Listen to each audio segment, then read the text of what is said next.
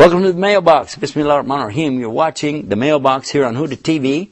And we've got a good question that just came in here. It's talking about relationships with other people, especially non-Muslims. I want to know how to deal with my friends, relatives, people that I work with every day. They're not Muslim.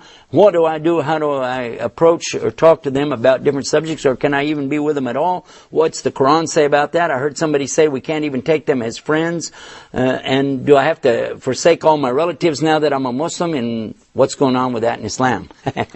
It's actually a longer email than that. But to suffice this quick little answer, Islam insists that you maintain the relationships that you have with your relatives, even if they're not Muslim.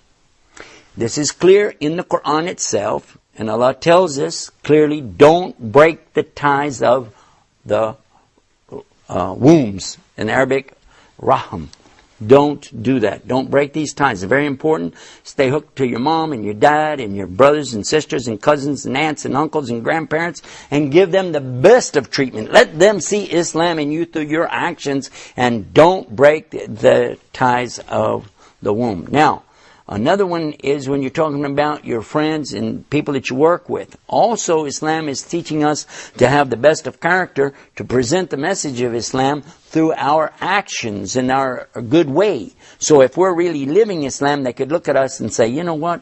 I like to be like this guy. He's got traits that I like. By the way, that's how I got to Islam, is by watching the character of a person, not by arguing over what Islam says about, where you put your hands when you pray or facing this way or that way. It came because I could see somebody living and practicing this beautiful deen called Islam.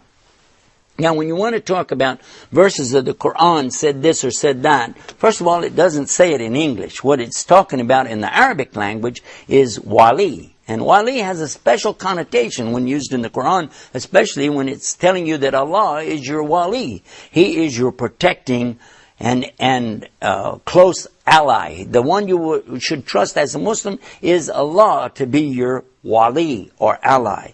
You don't take non-Muslim people to be in this position. In fact, sometimes you don't even want Muslims in that position. You want to talk to Allah.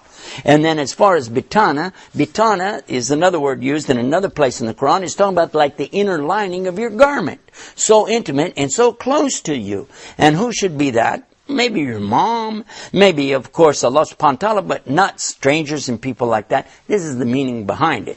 But as far as friends and associates, let them be with you and you be with them to show them the good way of Islam. Of course, don't copy the bad stuff they do, but that's in another email coming up right here on the mailbox here on Huda TV. I'll get back to this, and you watch for more mailbox here on Huda TV.